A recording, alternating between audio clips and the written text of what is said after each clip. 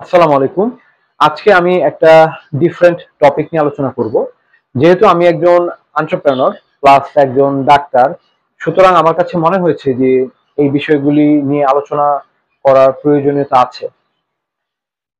আমরা 2024 সালের ডিসেম্বর মাসে অফিসিয়ালি hello.doctor.org লঞ্চ করি। তখন থেকে এখন পর্যন্ত প্রায় 1 বছর উম, অসংখ্য রোগীর সেবা দেওয়ার সুযোগ হয়েছে আমাদের। তবে আমরা যেটা দেখেছি যে এই রোগীদের মধ্যে একটা বড় অংশ হচ্ছেন পুরুষ রোগী এবং যারা যৌন সমস্যা নিয়ে ভুগছেন। এখন প্রশ্ন হলো, একটা সমাজে কেন এত মানুষ এই সমস্যা নিয়ে এত কনসার্ন এবং আক্রান্ত এবং হচ্ছে দুশ্চিন্তাগ্রস্ত?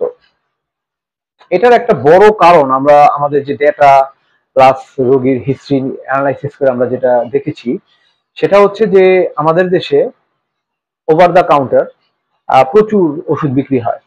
আপনার যে কোনো ফার্মেসিতে আপনি গেলে অ্যান্টিবায়োটিক থেকে শুরু করে যে কোনো ধরনের ওষুধ কোনো ধরনের প্রেসক্রিপশন ছাড়া আপনাকে দেয়া হবে। এমনকি ঘুমের ওষুধও আপনি নির্দ্বিধায় নিতে পারবেন, 1 পাতা 2 পাতা।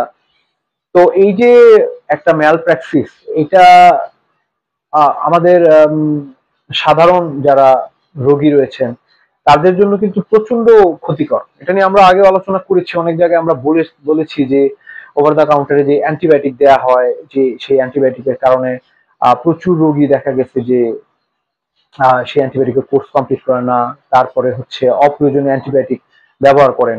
এটার ঠিক আরো একটা ব্যবহার আছে, সেটা হচ্ছে আপনার এই যৌন উত্তেজক ওষুধ বা হচ্ছে যেগুলো আমরা ভায়াগ্রা বা এই জাতীয় যে ওষুধগুলো রয়েছে, বিভিন্ন নামে রয়েছে আমাদের দেশে।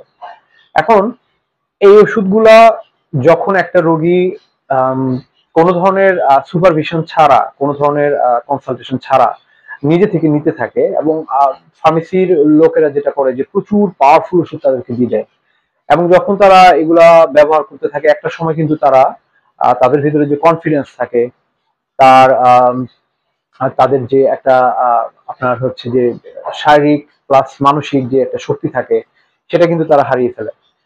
প্লাস এই ধরনের ওষুধ অনেক দীর্ঘ সময় ধরে নেওয়ার কারণে তাদের যে আপনার ফিজিওলজি এবং যে অন্যান্য বিষয়গুলো থাকে সেগুলো কিন্তু কিছুটা পরিবর্তন হয়।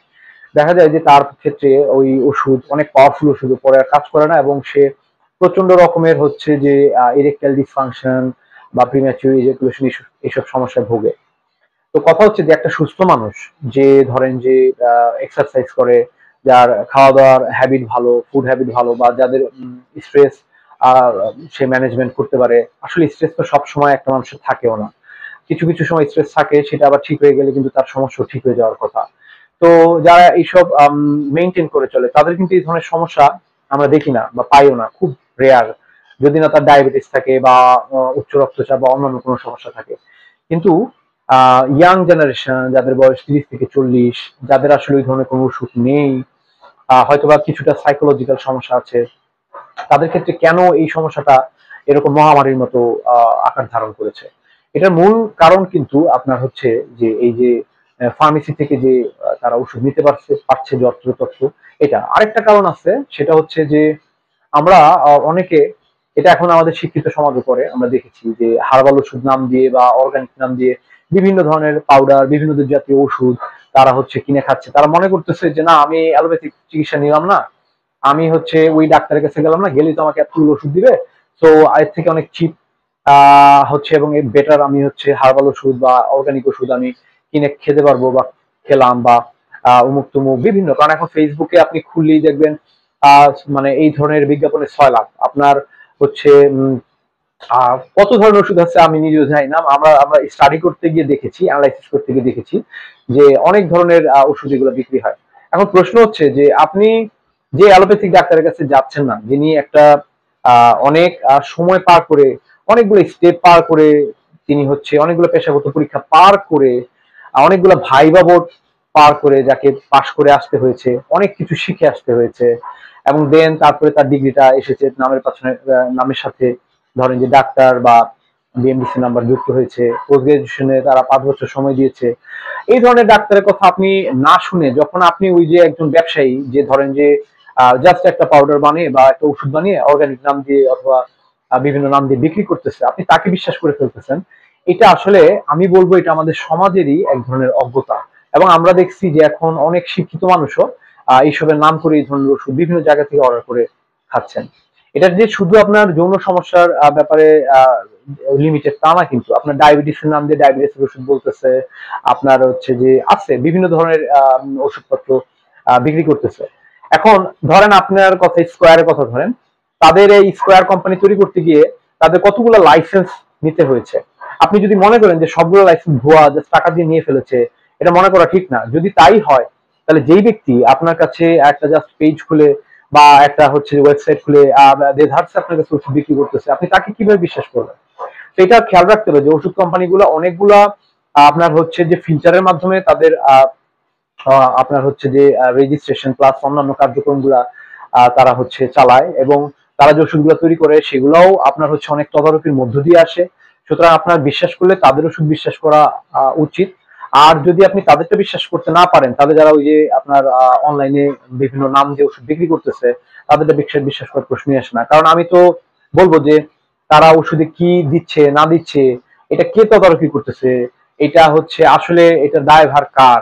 কারণ আপনি দেখেন লম্বা সময়ে এই ধরনের ওষুধগুলো যখন আপনি নিতে থাকবেন, তখন যেটা হবে কি যে সে তো যখন ওষুধ বানাবে, যেহেতু তার কোনো মনিটরিং নাই, ওই ধরনের গভর্নিং বডি নাই, তো সে অনেক কিছুই সেটার মধ্যে মিক্স করে দিতে পারে। এখন আপনি একটা ওষুধ খেয়ে যদি উপকার পান আর আপনি যদি মনে করেন যে এই ওষুধটা ভালো, তাহলে কিন্তু হবে না। ব্যাপারটা কিন্তু ওইখানে না। ধরেন আপনি আপনি আপনার একটা সর্দি কাশি হলো, আমি অ্যান্টিবায়োটিক দিয়ে দিলাম, আপনার একদিনের মধ্যে সেরে গেল। বা আপনার যে কোনো একটা সমস্যা, আপনার ডায়রিয়া শুরু হয়েছে, আমি একটা এমন শক্তিশালী অ্যান্টিবায়োটিক দিয়ে দিলাম যে আপনার একদিনের মধ্যে সেরে গেল। এইটা তো আপনার ওই ডায়রিয়া বা আপনার সর্দি কাশি সারানোর ওষুধ না।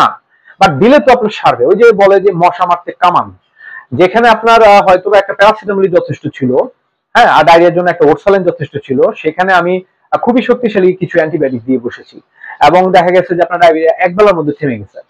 তো এগুলো তো ওয়ে না। এটা কিভাবে ক্ষতি করে? আপনি ধরেন ওই ধরনের অ্যান্টিবায়োটিক নিয়ে যদি কোর্স কমপ্লিট না করেন, লম্বা সময় বারবার বারবার এই ধরনের অ্যান্টিবায়োটিক নেন, একটা সময় দেখবেন কি আপনি যখন খুব অসুস্থ হয়ে গেছেন, আইসিইউতে ভর্তি হয়ে গেছেন, আপনার শরীরে কোনো ধরনের অ্যান্টিবায়োটিক কাজ করবে না। এবং তখন দেখা যাবে যে আপনার জাস্ট একটাই গন্তব্য, সেটা হচ্ছে যে মানে মানে আইসিইউ থেকে ফেরত না আসা। তো এখন এটা তো ঘটতেছে বাংলাদেশে, প্রচুর মানুষের সাথে ঘটতেছে। সুতরাং আপনারা যেটা করবেন, এই ধরনের ওষুধপত্র সম্পূর্ণভাবে অ্যাভয়েড করবেন। কারণ লম্বা সময়ে এই ধরনের ওষুধগুলো আপনার আপনার কিডনির ক্ষতি করে, আপনার লিভারের ক্ষতি করে, আপনার হচ্ছে যে ক্যান্সার তৈরি করতে পারে। দেখবেন বাংলাদেশে কিন্তু অনেক কিডনি রোগী তৈরি হয়ে গেছে, অনেক হচ্ছে লিভারে সমস্যার রোগী আছে, অনেক ক্যান্সারের রোগী আছে। এটা কারণটা কি? কারণ হচ্ছে যে এই যে ভেজাল, এই যে ধরেন যে অনিয়ন্ত্রিত যে জীবনযাপন, তারপরে এই ধরনের ওষুধপত্র সেবন, এটা কিন্তু একটা বড় কারণ, যেটা আমরা কেউ খেয়াল করি না। কারণ খেয়াল করি না কেন? আমি তো মনে করেন যে ডায়াবেটিসের একটা নাম দিয়ে একটা পাউডার বিক্রি করতেছে, আমি নিলাম, নিয়ে আমি আসলে ব্লাড সুগার মাপলাম, দেখলাম আমার তো ডায়াবেটিস কমে আসতেছে। কিন্তু ওইটার ভিতরে ভিতরে যে কি আছে, এক ওই লোক ছাড়া আর আল্লাহ ছাড়া তো কেউ জানে না। এমন হয়তো বা দেখা গেছে, অথবা ধরেন এই যে যৌন উত্তেজক ওষুধ, দেখা গেছে এমন ডোজে সে ভায়াগ্রা দিয়ে দিছে যে সেটা আসলে খুব মারাত্মক। সো যার ধরেন যে অনেক কোনো সমস্যা নেই, স্টিল তার ক্ষেত্রেও কাজ করবে, যার সমস্যা আছে তার ক্ষেত্রেও সমানভাবে কাজ করবে। তো এটা তো আপনার শরীরের জন্য খুব ক্ষতিকর। তো এটার এফেক্টটা কিভাবে হবে? আস্তে আস্তে হবে। আপনি তো প্রথম প্রথম মনে করবেন যে আমি খুবই ভালো আছি, 1 বছর 2 বছর 5 বছর, দেন এটার ইফেক্ট আস্তে আস্তে শুরু হবে। প্রথমে শুরু হবে আপনার, দেখবেন ওষুধ খেলে আর কাজ হচ্ছে না, 5 বছর 10 বছর পরে এটা দিয়ে শুরু হবে প্রথমে। তারপরে দেখবেন যে আপনার কিডনির সমস্যা চলে আসতেছে, হার্টের সমস্যা আসতেছে, আপনার লিভারের সমস্যা। সুতরাং এই শর্ট কোর্স, শর্ট চিন্তা থেকে এই ধরনের ওষুধ এবং অ্যান্টিবায়োটিক, এগুলো থেকে বিরত থাকা খুব জরুরি। আপনি এইসব ছাড়া প্রয়োজনে ভালো ডাক্তারের কাছ থেকে পরামর্শ নেন। আপনি দেখবেন যে আপনি লঙ্গার রানে ভালো থাকবেন। আর হচ্ছে যে এটা আমি সবার জন্যই বলবো যে এই জিনিসগুলা সবাই একটু আমলে নিবেন, যারা এখন অনলাইন থেকে বিভিন্ন ধরনের প্রোডাক্ট কিনেন, ওষুধ কেনেন, সেগুলোর যাচাই বাছাই করবেন তারা হচ্ছে কোন তাদের এটা সুপারভিশনে কারা আছে, প্রোডাক্টটা কি সে বাসা থেকে বানিয়ে নিয়ে এসেছে নাকি এটার আলাদা কোনো গভর্নিং বডি আছে, অনেক কিছু ব্যাপার স্যাপার আছে, এগুলো যাচাই বাছাই করে তারপরে নিবেন। তো যাই হোক, আশা করি আমার এই কথাগুলো আপনাদের কিছুটা কাজে আসবে। ধন্যবাদ।